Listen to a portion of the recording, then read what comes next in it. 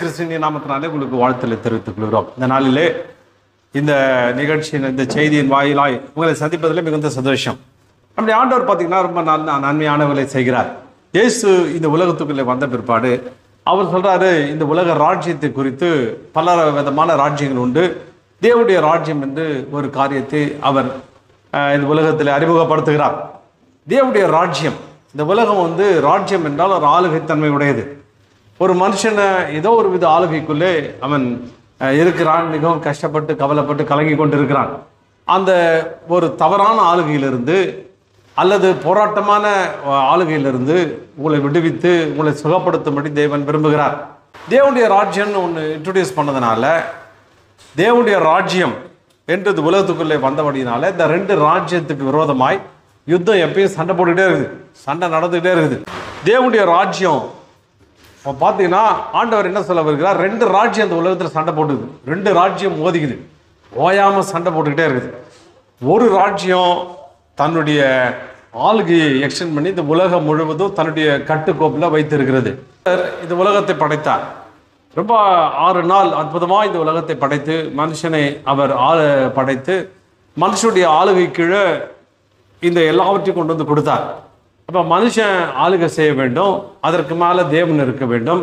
தேவனுடைய ராஜ்யத்தினுடைய பிரதிநிதியாய் ஆதாம் இருந்து கொண்டு இந்த உலகத்தை அவன் ஆளுகை செய்து இந்த உலகத்தை முழுவதும் வளம்படுத்தி நல்ல அற்புதமான ஒரு மக்களை, ஜனங்களை, தேவ பக்தி உள்ள ஜனங்களை பெற்று நல்ல ஒரு காரியத்தை செய்ய வேண்டும் என்று தேவன் விரும்பினார். ஆனால் நடுவில் மனிதன் தவறு செய்த நிமித்தமாய், ஆண்டவருடைய வார்த்தையை என்ன போனது நம்பாமல் நிமித்தமாய், அல்லது தேவனுடைய வார்த்தையை அவன் நம்பாமல் பிசாசுடைய வார்த்தையை நம்பி அவன் மோசமாக போனதுனால அவன் பிசாசுடைய ஆளுகைக்குள்ளே வந்துட்டான். அப்போ உலகம் முழுவதும் பிசாசுடைய ஆளுகைக்குள்ளே இருக்கிறது. நிறைய பேர் கேட்பாங்க, அப்பா கடவுள்னு ஒருத்தர் இருந்தால் ஏன் இப்படி குருடனையும் செவிடனையும் படைச்சாரு, ஏன் இப்படிப்பட்ட சூழ்நிலை, ஏன் கண்ணீர் கவலை அப்படின்னு சொல்லிட்டு பல விதங்களில் அவங்க சொல்லுறத பார்க்குறோம். ஆனால் ஆண்டவர் இப்படி ஒரு கடவுள் இப்படி ஒரு மனுஷனை படைச்சு அவனை வேதனைப்படணும், அவன் கஷ்டப்படணும், ஜுரம் அவன் கஷ்டப்படணும், அதில் பல விதமான சூழ்நிலை கஷ்டப்படணும், வியாதியில் அவன் வேதனைப்படணும், இன்னும் பல தரித்திர நிலைமையில் கஷ்டப்படணும் அப்படின்னு சொல்லி தேவன் விரும்பலை. ஆனால் சத்ரு பிசாசு மனுஷனை அடிமைப்படுத்தி தன்னுடைய ஆளுகையை கொண்டு வந்து அவன் மேலே வைத்து தேவனுக்கு விரோதமாய் மனுஷனை திருப்பி அவன் வாழ்க்கையில் பிரச்சனை வர வைப்பது தான் இந்த சாத்தானுடைய ஆளுகையாக இருக்கிறது. சரி, இது குறித்து கொஞ்சம் பார்ப்போம். வாசியுங்கள். மத்திய எழுதின புத்தகம் 11வது அதிகாரம் 12வது வசனம். யோவான் ஸ்நானம் காலம் முதல் இதுவரைக்கும் பரலோக ராஜ்யம் பலவந்தம் பண்ணப்படுகிறது, பலவந்தம் பண்ணப்படுகிறவர்கள் அதை பிடித்துக் கொள்கிறார்கள். என்ன சொல்றாரு? யோவான் ஸ்நானம் காலம் முதல் இதுவரைக்கும் பரலோக ராஜ்யம் பலவந்தம் பண்ணப்படுகிறது, பலவந்தம் பண்ணுகிறவர்கள் அதை பிடித்துக் கொள்கிறார்கள். நான் ஏற்கனவே சொன்ன பிரகாரம் ரெண்டு ராஜ்யங்கள் மோதிக்கிட்டு இருக்குது. கண்ணுக்கு தெரியாத ரெண்டு ராஜ்யங்கள் மோதிட்டு இருக்குது. அந்த ரெண்டு ராஜ்யங்களுடைய அதிகாரத்தையும் வல்லமை நிறைந்ததா இருக்கிறது. அந்த அதிகாரங்கள் செயல்பட்டு இருக்கிறபதினாலே அதற்கடியிலே மனிதர்கள் இருக்கிறார்கள். அது எது ஜெயிக்குதோ அதனுடைய அடிப்படையிலே அதனுடைய கட்டுப்பாட்டுக்குள்ள மனிதர்கள், இந்த உலகம் அங்கே ஆளுகைக்கு உட்படுத்தப்பட்டிருக்கிறது. ஆண்டவர் சொல்றாரு, இந்த பரலோக ராஜ்யத்தை அவர் சொல்லி கொண்டு வருகிறார். இந்த பரலோக எப்படிப்பட்டது, அது எப்படி செயல்பட்டது, எப்படி அந்த தேவன் அதில் தலைவராக இருந்து எப்படி காரியங்களை நடப்பிக்கிறார் அப்படின்னு சொல்லிட்டு நிறைய காரியங்களை அற்புதமாய் அதிசயமாய் போய்த்து வருகிறார். அப்போ நாம கிறிஸ்தவர்கள் இயேசு சொன்ன அந்த சட்டதிட்டங்களை, இயேசு சொன்ன அந்த ராஜ்யத்துக்குரிய அந்த உபதேசங்களை பல இடத்துல சொல்றாரு. ராஜ்யத்துக்குரிய சுவிசேஷம் என்று சொல்கிறார்.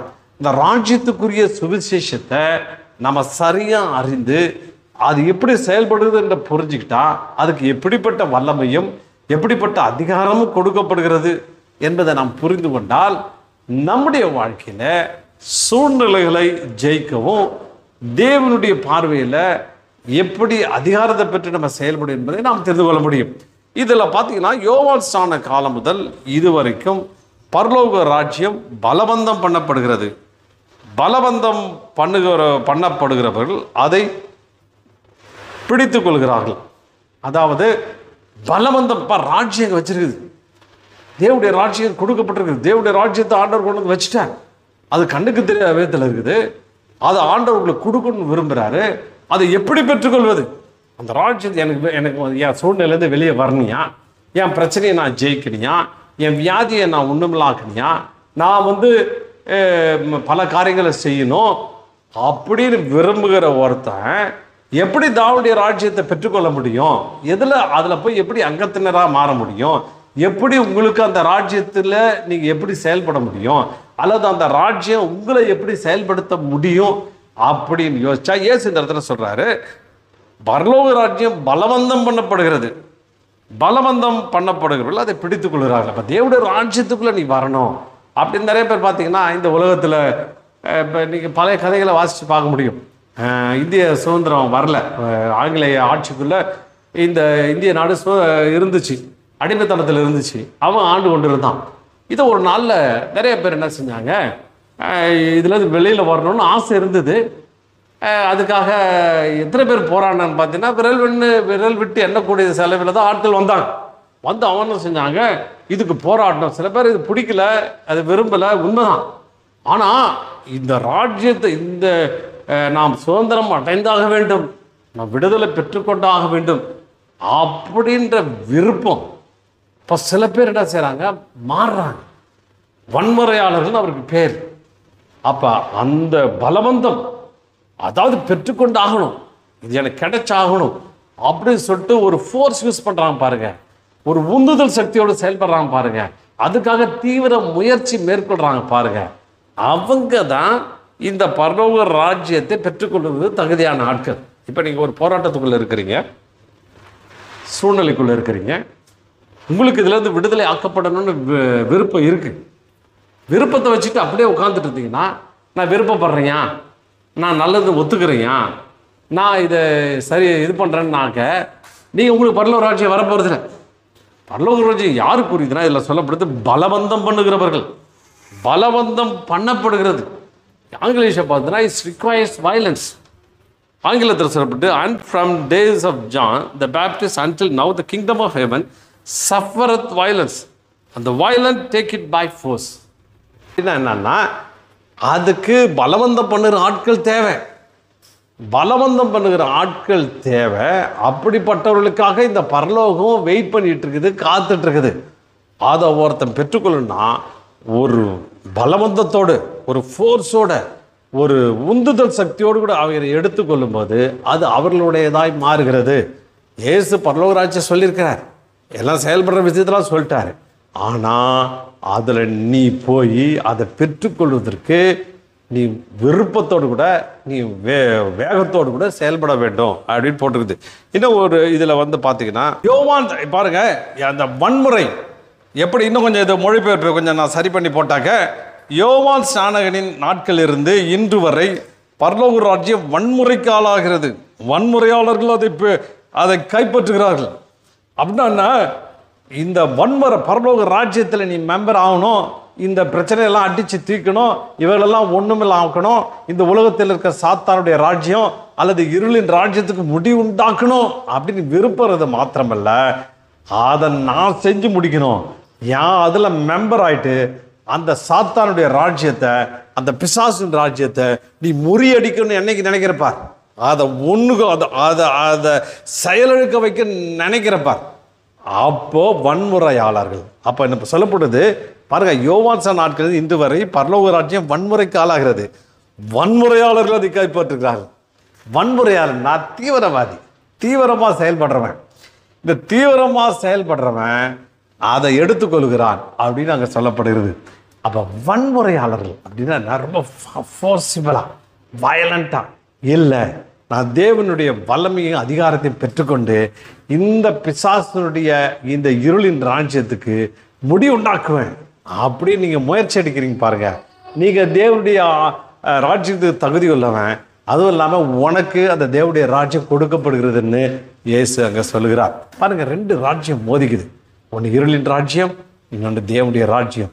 தேவனுடைய ராஜ்யத்துக்குள்ள இருளின் ராஜ்யத்திட்ட மோதணும்னா தேவனுடைய ராஜ்யத்தை டேக் இட் பை ஃபோர்ஸ், வைராக்கியமாய், ரொம்ப தீவிரமாய் நாம் அதில் நுழையும் போது தேவன் நமக்கு அதிகாரங்களையும் வல்லமைகளையும் நமக்கு தருகிறார்.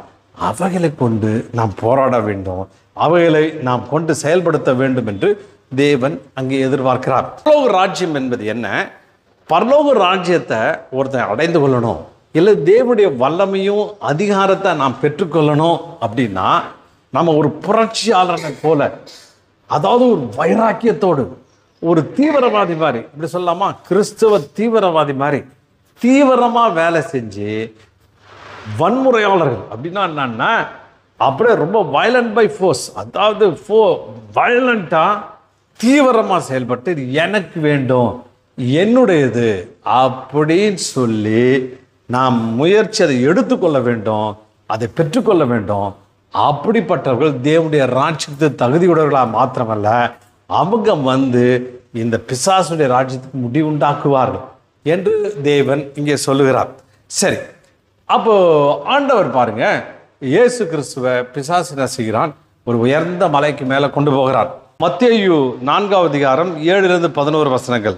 அதற்கு இயேசு, உன் தேவனாகிய கர்த்தரை பரீட்சை பாராதிருப்பாயாக என்றும் எழுதியிருக்கிறதே என்றார். மறுபடியும் பிசாசு அவரை மிகவும் உயர்ந்த மலையின் மேல் கொண்டு போய் உலகத்தின் சகல ராஜ்யங்களையும் அவைகளின் மகிமையும் அவருக்கு காண்பித்து, நீ சாஷ்டாங்கமாய் விழுந்து என்னை பணிந்து கொண்டால் இவைகளை எல்லாம் உமக்கு தருவேன் என்று சொன்னார். அப்பொழுது இயேசு, அப்பால் போ சாத்தானே, உன் தேவனாகிய கர்த்தரை பணிந்து கொண்டு அவர் ஒருவருக்கே ஆராதனை செய்வாயாக என்று எழுதியிருக்கிறதே என்றார். அப்பொழுது பிசாசனவன் அவரை விட்டு விலகி போனான். உடனே தேவதூதர்கள் அவருக்கு பணிவிடை செய்தார்கள். இந்த இடத்துல நான் வாசிக்கிற ஒரு விஷயம் என்னன்னா, இயேசு கிறிஸ்துவ அந்த பிசாசை தூக்கிட்டு போயிட்டு ஒரு மலை மேலே அப்படியே வச்சுட்டான். மலை மேலே வச்சுட்டு இந்த உலகத்தில் இருக்க அப்படியே ராஜ்யங்களுடைய காரியங்களை காண்பிக்கிறான், ராஜ்யங்களுடைய மகிமையெல்லாம் காமிக்கிறான். பார், எல்லாம் ஏன் ஆள், அது அந்த ராஜா இருக்கார், அவர் என்னுடைய ஆள், நான் கொண்டு வந்த ஆள், இவன் நான் கொண்டு வந்த ஆள், எல்லாம் என்னுடைய ஆட்கள் ஆட்சி செஞ்சுட்டு இருக்கிறாங்க. பொண்ணும் பொருளும் அவங்ககிட்ட இருக்குது, எல்லாமே இவங்ககிட்ட இருக்குது, எல்லாமே அவங்ககிட்ட இருக்குது. அவங்ககிட்ட இருக்கிறது அவன் ஆள், ஏன் ஆள் தான் அவன். நீ ஒருவேளை எனக்கு பணிந்து கொண்டாயா, என் காலில் விழுந்தினா, என்னை பணிந்து கொண்டா, அவ்வளோத்தையும் நான் உனக்கு தருவேன் அப்படின்னு பிசாசு ஆண்டவராக இயேசு கிறிஸ்து கிட்ட போய் அவன் சொல்கிறான். இது எப்படி இருக்கு பாருங்க, கொஞ்சம் யோசிச்சு பாருங்க. இவன்துன்றான், நான் எல்லாம் உனக்கு தருவேன்றான், இதை என் கண்ட்ரோலில் தான் இருக்குன்றான், இது எந்துன்றான். என்னமோ இவன் பூர்வமாக கஷ்டப்பட்டு சம்பாரித்து கொண்டு சேர்த்த மாதிரி இவன் பேசுகிறான் பாருங்க. இன்னும் நானாக இருந்தால் வேறு மாதிரி பேசியிருப்பேன். நான் என்ன சொல்லியிருப்பேன்? நானாக இருந்தால், பிசாசை, இந்த இவ்வளோ பெரிய ராஜ்யத்தினுடைய மகிமை, இந்த தேசம், இந்த பூமியில் இருக்க பொண்ணு, வெள்ளி கிள்ளி எல்லாம், பதவி, அந்தஸ்து, இந்தஸ்தெல்லாம் எங்கள் அப்பா உருவாக்குனதுடா, பிதா உருவாக்குனார். பிதா எல்லாத்தையும் உருவாக்கி எனக்கு கொடுத்து தன்னுடைய பிள்ளைகள் அனுபவிக்கணும்னு சொல்லிட்டு ஆதாமை ஏற்படுத்தினார். அவங்ககிட்ட திருடி களவாண்டி எடுத்து வச்சுக்கிட்டு இப்போ சொல்கிற என்னதுன்ற, அது ஓங்காலில் விழுந்து வணங்கி ஓம் பொருளை எடுத்து உங்ககிட்ட கேட்கணும்னு கேட்குறியே, கொஞ்சமாவது அறிவு இருக்குதா? முட்டாள, வெளியே போ அப்படின்னு. உன்னை இது எங்கள் அப்பாவுது, எல்லாம் எங்கள் அப்பாவுடைய சொத்து, இதெல்லாம் எங்கள் அப்பா உருவாக்குனது, அவர் சர்வ சிருஷ்டிகர்த்தர், அவர் உருவாக்கிற சகல மகிமைகள், அதை நடுவில் ஆதாமிட்ட திருடி எடுத்துகிட்டு வந்தது நீ என்னை ஏமாத்தலான்னு பார்க்குறியா அப்படின்னு தான் நம்ம சொல்ல முடியும். அப்போது ஒன்றை திருடன பொருளை வச்சுக்கிட்டு நீ சொந்தக்காரன் சொல்கிற, என்னைக்கு திருட்டு பையன் சொந்தக்காரன் ஆக முடியாது. அப்போ அவனுக்கு அதை இது பெற்றுக்கொள்ள முடியாது. உண்மையில் ஓனர் தான், உருவாக்குனவர் தான், அதுக்கு சொந்தக்காரர் பிதாவாகிய தேவன். அவர்கிட்ட அவர் பிள்ளைகளுக்கு ஆதாமு கொடுத்ததை நீ திருடி எடுத்து வச்சுக்கிட்டு நீ என்கிட்ட நான் நான் உனக்கு தருவேன்னு சொல்கிறிய அப்படின்னு அவங்க அப்படி அந்த கான்வர்சேஷன் ஓடி இருக்கோம். அப்போது பாருங்கள், ஆண்டவர் சொல்கிறாரு, அது உங்ககிட்ட நீ உன் காலில் விழுந்து வாங்க வேண்டிய அவசியம் கிடையாது. உன்னை அடித்து, உன்னை புட்டிங்க, உன்னை ஒன்றும் இல்லாமல் ஆக்கி, உன்னை நிர்மூலமாக்கி, உன்னுடைய துறைத்தங்களும் அதிகாரியும் உறிஞ்சிக்கிட்டு உன்னை வெளியரங்க கோலமாக்கி உங்ககிட்ட புடுங்கிறது தான் என் வேலை அப்படின்னு அதான் அங்கே அர்த்தமாகிறது. என்னுடைய பழைய என்னுடைய மகன் வந்து சின்ன வயசாக இருக்கும்போது ஒரு சின்ன கதையை சொன்னால் அவங்களுக்கு புரியும்னு நினைக்கிறேன். ஒரு சுவாரஸ்யமான சம்பவம் சின்ன வயசில் நடந்துச்சு. என்னுடைய மகனுடைய சிறு வயதில் அவன் அவன் ஸ்கூல் படிக்கும்பொழுது அவன் சைக்கிள் கேட்டான். எனக்கு ஒரு நல்ல சைக்கிள் வாங்கி கொடுங்க, எனக்கு வேணும் அப்படின்னு கேட்டான். உடனே நான் போயிட்டு நல்ல சைக்கிள் ஷாப்பில் வந்து அருமையான ஒரு சைக்கிள், அந்த டைமில் நல்ல பெஸ்ட்டு சைக்கிள் எதுன்னு பார்த்து அவனுக்கு சைக்கிள் வாங்கி கொடுத்தேன். அவன் சைக்கிள் எடுத்துகிட்டு ஸ்கூலுக்கு போவான். திரும்பி வரும்போது அவன் சைக்கிளை பற்றி ரொம்ப பெருமைலாம் சொல்லுவான். நான் தான் ஃபஸ்ட்டு வந்தேன், பாருங்கள் சைக்கிள் இப்படி போகுது, நான் அப்படி கிராஸ் பண்ணி வந்தேன், யாரும் என்னாட்ட காம்படிட் பண்ண முடியல, நான் அவ்வளோ வேகமாக ஓட்டினேன் கேட்டு சைக்கிளை குறித்து நிறைய பெருமைலாம் சொல்லுவான். நாங்கள் சரி கேட்டுட்ருப்போம். ஒரு நாள் வந்து ஒரே அழுகையோடு ஓடி வந்தான். வந்து டாடி நான் அழறான், என்னடா ஆச்சு அப்படின்னு. என் சைக்கிளை காண டாடி, எவனோ தூக்கிட்டு போயிட்டான், எவனோ எடுத்துகிட்டு போயிட்டான் அப்படி சொல்லி ரொம்ப அழுத உடனே எனக்கும் கோபம் வந்துருச்சு. நீ வந்து உனக்கு கஷ்டப்பட்டு ஒரு சைக்கிளை வாங்கி கொடுத்தேன், ஆனால் வந்து நீ அதை வச்சுக்கிறதுக்கு நீ ஒழுங்காக வச்சில்ல, நீ வந்து ஏமாந்துட்ட, நீ யாரும் எடுத்துகிட்டு போகிறவங்களே நீ ஏன் அஜாக்கிரதையாக இருந்த, நீ அஜாக்கிரதையாக இருந்தனால அவன் எடுத்துகிட்டு போயிட்டான், அதனால் உனக்கு நான் ஒன்றும் சைக்கிள்லாம் வாங்கி தர முடியாது, இனிமேல் வாங்கி தர மாட்டேன், போ மறுபடியும் நடந்தே போ, நீ நடந்தே வா அப்படின்னு சொல்லி அவனை திட்டி அனுப்பிச்சி விட்டேன். ஒரு சில மாதங்கள் கழித்து திடீர்னு ஓடி வந்தோடனே என்னுடைய பையன் வந்து ஓடி வந்தோன்னா இது மாதிரி டாடி எவனோ ஒருத்தன் சைக்கிள் திருடுனவன் சைக்கிள் எடுத்துகிட்டு அங்கேருந்து வச்சிருக்கிறான் அப்படின்னா. நான் சொன்னேன், அது எப்படா உன் சைக்கிள்னு சொல்கிற, அது யாருடைய சைக்கிளோ தெரியலையே, அது உன் சைக்கிள் எப்படி சொல்கிறேன். இல்லை அது என் சைக்கிள் தான், ஏன்னா ஒரு வாட்டி நான் இதில் ரோட்டில் போகும்போது சறுக்கு அடித்தேன், கீழே வந்தேன், அப்போ ஹேண்ட்பாரில் அடிபட்டுச்சு, அந்த இடத்துல அடிபட்டுச்சு, இன்னொரு இடத்துல போயிட்டு போயிருக்குது, இதெல்லாம் என் சைக்கிளில் தான் அப்படி இருக்கும், அது என் சைக்கிள் தான், எனக்கு திட்டமாக தெரியும், எனக்கு அது உண்மையாக தெரியும் அப்படின்னா. அப்போ உனக்கு ரியலாக தெரியுமா? தெரியும். உடனே என்ன செஞ்சேன், என்கிட்ட ஆளை அனுப்பிச்சு முதல்ல அந்த வண்டியை தூக்கிட்டு வாடான்னு வண்டியை தூக்கிட்டு வந்து வச்சாச்சு. வச்ச உடனே அந்த சைக்கிளை எடுத்துகிட்டு வந்தவன் நேராக வந்தவொடனே அவன் நேராக வந்து கத்தனா, என் சைக்கிளை கொடு, என் சைக்கிளை நீங்கள் எப்படி எடுத்துகிட்டு வரலாம், என் சைக்கிளை கொடு அப்படின்னா. நான் சொன்னேன், உன் சைக்கிள் எப்படி சொல்கிறேன். இல்லை நான் 1000 ரூபாய் கொடுத்து வாங்கினேன் அப்படின்னா. 1000 ரூபாய் கொடுத்து வாங்கினதுக்கு என்ன ரெசிப்ட் இருக்குது அப்படி காமின்னா அவன் ஒழிச்சான். அவன் திருப்பி கேட்டான், இது உங்களுக்கு தான் சொல்கிறதுக்கு உங்கள்கிட்ட என்ன ஆதாரம் இருக்குது அப்படின்னா. உடனே நாங்கள் என்ன செஞ்சோம், பழைய சைக்கிள் கடை பல்ல தேடி பார்த்தா ஒரு பில் இருந்தது. அந்த பில்லில் பார்த்தீங்கன்னா அந்த ஹேண்ட்பாரில் அந்த சைக்கிள் கடையோட சீரியல் நம்பர் எழுதியிருக்குது. அந்த சீரியல் நம்பர் வந்து அந்த பில்லில் அப்படியே கரெக்டாக இருக்குது. நல்ல வேலை. நாங்கள் உடனே அந்த சைக்கிள் எடுத்து அதை பாடுறோம், இந்த பில் இருக்குது, இதில் இந்த நம்பர் இருக்குது, இந்த நம்பரில் இந்த சைக்கிள் இருக்குது, நான் வாங்கினதான ரூபாய் செலுத்துறதுக்கான கிரயம் இதில் இருக்குது, அதில் பணம் செலுத்திருக்கிறோம், அது இந்த கடையில் செலுத்திருக்கிறோம், அந்த பில்லோட அத்தாட்சி இதுதான், சைக்கிள் எங்கள் தான், நீ முடிஞ்சா உன்னோட ப்ரூஃபை காமிச்சு இதை எடுத்துகிட்டு போன்னு சொன்னோம். அன்றைக்கி போனவன் இன்றைக்கி வரலையும் வரல. காரணம் என்ன, இதுக்கான அத்தாட்சி, இது ஓனர் வாங்கினதற்கான ஒரு நிரூபணம் விட்னஸ் எங்கள்கிட்ட இருக்குது. பாருங்கள், திருடன் அதுதான். இந்த திருடு பையன் என்ன பண்ணுறான், இவனால் எதையுமே உருவாக்க முடியாது. அவன் சாத்தான் அழிக்கிறவன், அவன் கொள்ளையிடுகிறவன், அவன் ஒன்றுமில்லாமல் ஆக்குறவன், அவனுக்கு அழிக்கிறத தவிர வேறு விஷயமே தெரியாது, எதையும் உருவாக்க தெரியாது. திருடனும் கொள்ளைக்காரனும் கொலைகாரனும் அவன் பாருங்க, ஆதாமட்டேருந்து எப்படி என் பையன் அந்த சைக்கிளை ஏமாந்துருக்கும் போது அஜாக்கிரதை உபயோகப்படுத்தி எடுத்துகிட்டு போயிட்டானோ, அதான் மாதிரி பிசாசு என்ன செஞ்சுட்டான், ஏமாற்றி ஆதாம் ஏவாள்கிட்டேருந்து தேவன் கொடுத்த அவ்வளவு ஆசீர்வாதங்களை அவன் எடுத்துக்கிட்டு அவன் வேண்டிய ஆட்களுக்கு அவன் கொடுத்துட்டு உட்காந்துருக்கிறான். இப்போ அவன் ஓனர் கிடையாது, அவன் திருட்டு பையன், எவனும் ஓனர் கிடையாது. இயேசு சொல்கிறாரு, அப்பால போ சாத்தானு, உன் தேவனாகிய கர்த்தர் ஒருவருக்கு ஆராதனை செய்வாயா என்று எழுதியிருக்கிறது அப்படின்னு, விலைக்கு போன் ஓடிப்போ அப்படின்ட்டார். ஓடிப்போ இந்த பக்கம் வராத அப்படின்னா ஓடியா போயிட்டான். அதே மாதிரி தாங்க இப்போ தேவனுடைய ராஜ்யம் பை ஃபோர்ஸ். அப்போ நாங்கள் ஃபோர்ஸ் அப்ளை பண்ண வேண்டியதாக இருக்குது. ஒருவேளை எங்கள் சைக்கிள் வந்து அதை வந்து அவன் அப்படியே விட்டுடலாம், சரி அவன் எடுத்துகிட்டு போயிட்டான் அப்படின்னு விட்டுடலாம். ஆனால் நம்ம ஃபோர்ஸ் உபயோகப்படுத்த வேண்டியதாக இருக்குது. இது என்னுடையது, இது கடவுள் எனக்கு கொடுத்தது, கர்த்தர் எனக்கு கொடுத்த ஆசீர்வாதம். நீங்கள் சொல்லுங்கள், தேவன் எனக்கு கொடுத்த சுகம், தேவன் எனக்கு கொடுத்த ஆசீர்வாதம், தேவன் எனக்கு கொடுத்த அதிகாரங்கள், அது தேவனுடையது. தேவன் தன்னுடைய பிள்ளைகளுக்காக வாக்களித்திருக்கிறார். அந்த ப்ராப்பர்ட்டி, அந்த சொத்து எல்லாம் தேவன் எனக்கு கொடுத்திருக்கிறார். அவர் என் பேரில் எழுதி வைத்திருக்கிறார். எனக்கு சொந்தமாக்கும்படி அவர் எழுதி வைத்திருக்கிறார். நடுவில் நான் ஏமாந்ததுனால, பாவம் செஞ்சதுனால, கீழ்ப்படியாமல் போனதுனால எல்லாத்தையும் இந்த நாளில் அவன் பிடுங்கிக்கிட்டான். பிடுங்கி வச்சுட்டு அவன் ஓனர்னு காமிச்சிட்டு இருக்கிறான். இல்லவே இல்லை, நான் அதை பெற்றுக்கொண்டு தருவேன், அதை எடுத்துக்கொண்டு தருவேன். அதை ஃபோர்ஸ் பண்ணி டேக் இட் பை ஃபோர்ஸ், வயலண்டா, வன்முறையால் நான் மாறுவேன், அதை பெற்றுக்கொள்வேன் அப்படின்னு வைராக்கியமோ வேகமோ தீவிரமாக செயலில் இணங்குறீங்க பாருங்க. அப்போ அந்த பரலோக ராஜ்யம் உங்களுக்கு துணையாக இருக்கும். அப்போ நீங்கள் விட்டது அநேக காரியங்களை விட்டுட்டீங்க. பிசாசு ஏமாற்றி உங்களை பல விதங்களில் உங்களிலிருந்து எடுத்துக்கொண்டான்.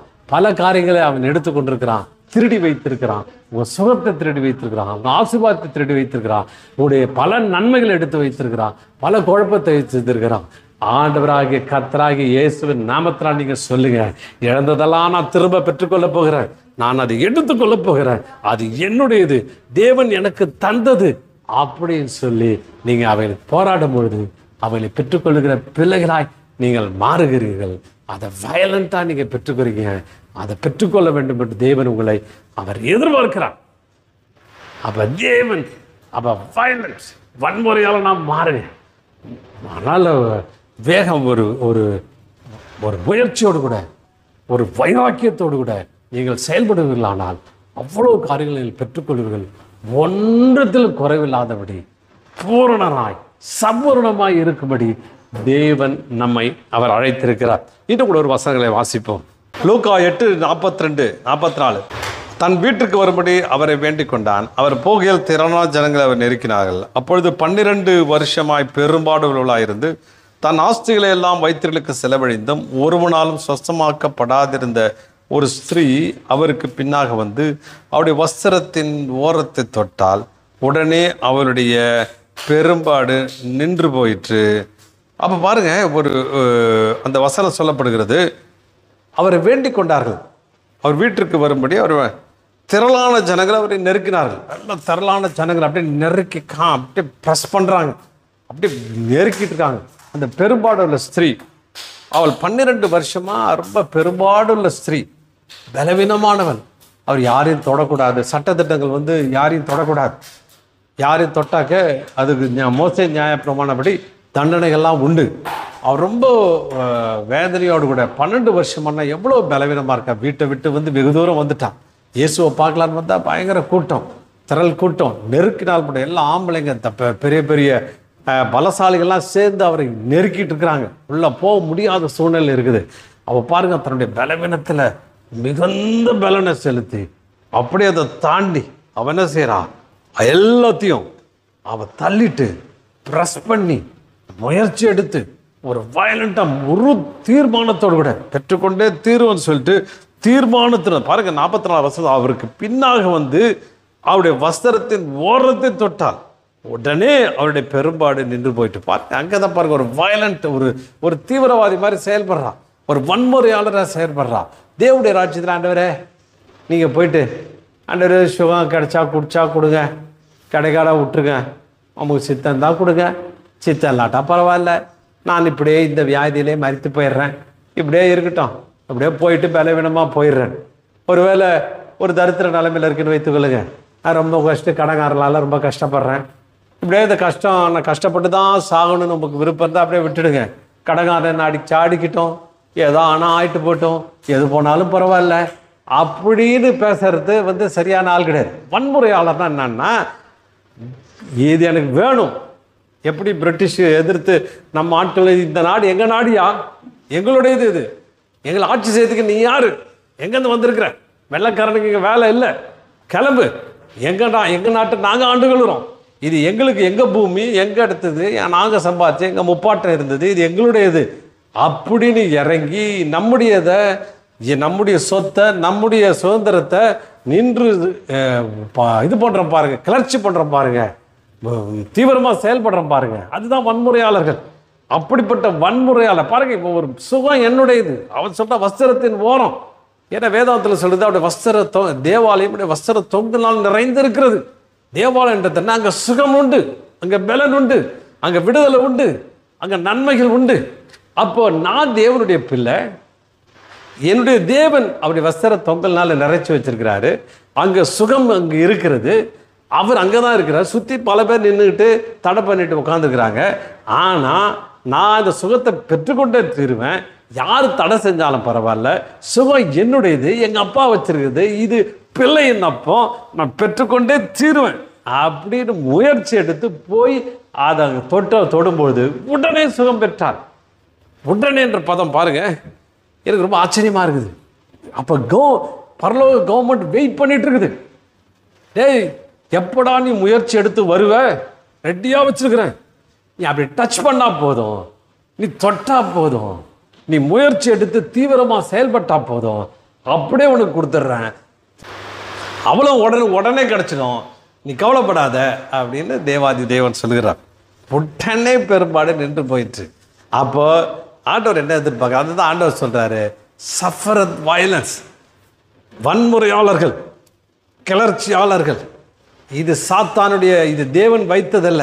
தேவன் எனக்கு நன்மை தான் வச்சிருக்கிறாரு, எனக்கு விடுதலையை வச்சிருக்கிறாரு, எனக்கு சுகத்தை வச்சிருக்கிறாரு, எனக்கு செழிப்பு வச்சிருக்கிறாரு அப்படின்னு கிளர்ச்சி எழுந்து போய் போராடி நின்று கிறிஸ்துவனுடைய ஆலயத்தை, அவருடைய வஸ்திரத்தை தொடும்படி நீ புறப்பட்டு போய் தொடுவாயானால் அது உனக்கு உடனே கிடைக்கும், நீ உடனே பெற்றுக்கொள்ளலாம். அதற்காக தான் தேவன் அங்கே காத்திருக்கிறார். அதான் சொன்னார், வன்முறையால் பலவந்தம் பண்ணுகிறவர்கள் அதை பெற்றுக்கொள்கிறார்கள், பலவந்தமாய் பெற்றுக்கொள்ள வேண்டும் என்பதை முயற்சி எடுக்கிறவர்கள் அதை பெற்றுக்கொள்கிறான்னு சொல்லப்படுகிறது. ஏதோ வசனம் எதை கிடைச்சா கிடைக்கட்டும், கொடுத்தா கொடுக்கட்டும், சீட்டுக்குலுக்கி போட்டு நடந்தா நடக்கட்டும், இல்லாட்டா பரவாயில்ல அப்படின்னு போகிற ஆட்களுக்கு இது கிடைக்காது. அப்படின்னு போகிற ஆளுக்கு பெரிய சுகமும் பலனும் கிடைக்காது, உன் நன்மையும் கிடைக்காது, உன் வியாதியிலேருந்து விடுதலை கிடைக்காது, உன் சூழ்நிலேருந்து உனக்கு ஜெயம் கிடைக்காது. அதை கிளர்ச்சி எழுந்து அந்த பிசாசுடைய ராஜ்யத்துக்கு விரோதமாக நிற்கும் பொழுது தேவன் தன்னுடைய பரலோக மகிமையை தருகிறார். நீ அவைகளுக்கு எதிராய் போராடும் பொழுது சத்ரு பின்வாங்கி போகிறான். அப்போ எதெல்லாம் அவனை எடுத்து வச்சிருக்கிறானோ, எதெல்லாம் பெற்றுக்கொண்டு மறைச்சு வச்சிருக்கானோ அவைகளெல்லாம் பெற்றுக்கொள்ள தேவன் உனக்கு உதவி செய்வாராக. பாருங்க, திருடனதை கண்டுபிடிச்சான்னா 5 மடங்கு தரணுமா. ஒருவேளை 1 லட்சம் உங்களை எவனாவது திருடி எடுத்துக்கிட்டான்னா அவன் கண்டுபிடிச்சாக்க 5 லட்சம் தரணும்னு பழைய ஏற்பாட்டு காரியத்தில் சொல்லப்படுது. பாருங்க, இந்த பிசாசு எவ்வளோ ஆசீர்வாதத்தை உடனே திருடிட்டு இருக்கான். ஒருவேளை உனக்கு வயசு 50 இருக்கலாம், இல்லை 70 இருக்கலாம், இல்லை 40 இருக்கலாம். இத்தனை வருஷம் உங்கள்கிட்ட எவ்வளோ திருடி இருப்பான். அவனை அடித்து பிடுங்கினா 5 மடங்கு உனக்கு ஜாஸ்தியாக கிடைக்கும். அடித்து எடுத்துக்குவீங்களா? தேவன் உங்களுக்கு உதவி செய்வார். அதனால் ஒரு தீவிரவாதி மாதிரி ஒரு விடுதலையோடு கூட, வைராக்கியத்தோடு கூட, தேவனுடைய ராஜ்யத்துக்கு நான் சொந்தக்காரன், எனக்கு கொடுக்கப்பட்டிருக்குது என்ற எண்ணத்தோடு கூட நீங்கள் போராடுவீர்களானால் தேவன் தமக்கு வைத்திருக்கிற ஆசீர்வாதங்களை, நித்தியமான ஆசீர்வாதங்களை பெற்றுக்கொள்ள முடியும் என்பதில் எந்தவித சந்தேகமும் இல்லை. அதனால் மாறுங்கள். நீங்கள் ஒரு உத்வேகத்தோடு கூட செயல்படுங்கள், ஒரு ஃபோர்ஸோடு கூட செயல்படுங்க. எல்லாவற்றையும் தேவன் உங்களுக்கு நன்மை கண்டு பல விதங்கள் ஆசீர்வதிப்பார். ஆமென். இரத்த கோட்டைக்குள்ளே நான் நுழைந்து விட்டேன். இனி